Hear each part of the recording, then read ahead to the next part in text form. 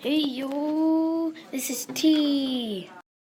I got home from school this morning and I wanted to have a snack.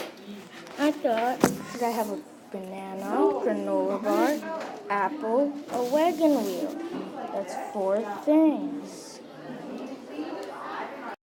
So then I wanted to either go watch another show, a fairy tale, or read a book.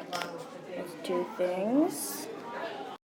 And then I wanted to get some exercise, so I thought I should go upstairs, downstairs, outside, or on the trampoline, garage to get my bike, and that's 5 things. So we're going to do it like this.